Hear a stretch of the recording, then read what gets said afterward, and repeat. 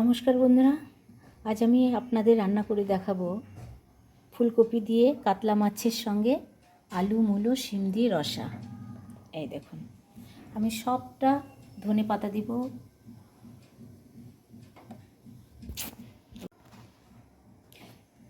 নমস্কার বন্ধুরা, আজ আমি আপনাদের রান্না করে দেখাবো আলু মূলো শিম এবং এই দেখুন ফুলকপিটা ভাপাতে দিয়েছি একটু লবণ দিয়ে।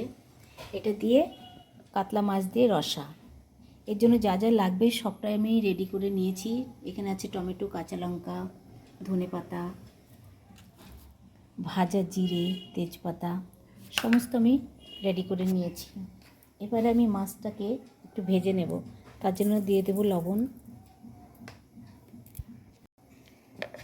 দিয়ে দেব একটু হলুদ,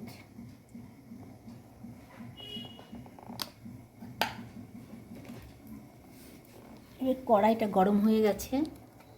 এবার কড়াইতে দিয়ে দেব তেল,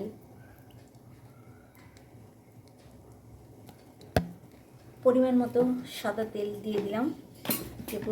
এর উপরে মাছটা ভেজে নেব। এবারে মাছটাকে ভালো করে মেখে নেব।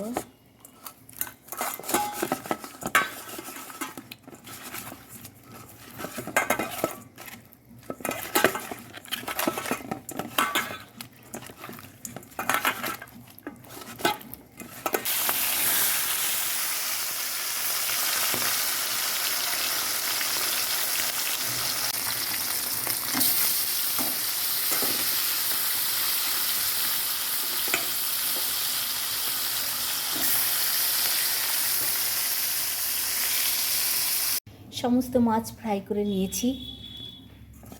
এবারে ফুলকপিগুলো ফ্রাই করে নেব।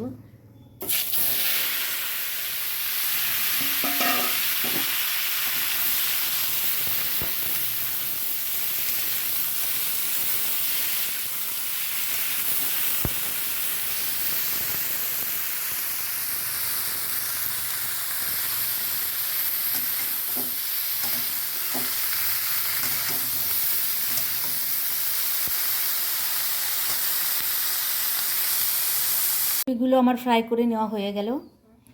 এবারে কড়াইয়ে তেল দিয়ে দিলাম, ফোড়ন দিয়ে দেব জিরে, তেজপাতা, তারপরে সমস্ত সবজিগুলো দিয়ে নেড়ে চেড়ে নেব।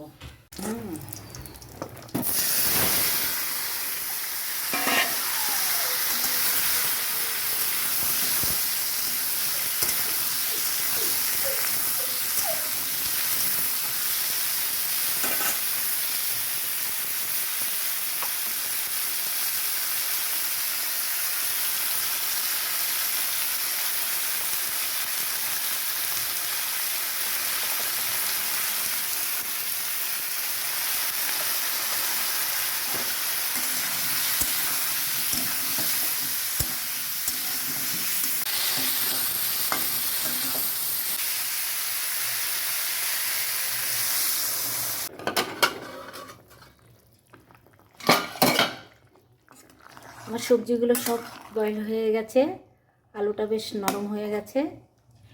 এবারে আমি ফ্রাই করা ফুলকপিগুলো দিয়ে দেব।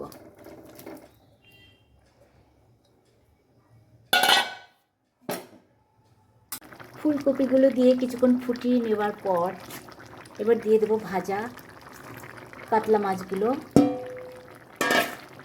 ভাজা মাছগুলো দিয়ে কিছুক্ষণ টকবক করে ফুটিয়ে নিয়ে দিয়ে দেব ভাজা জিরে, তেজপাতা এবং ধনে বাটা, আর দিয়ে দেব একটু কুচনো ধনেপাতা।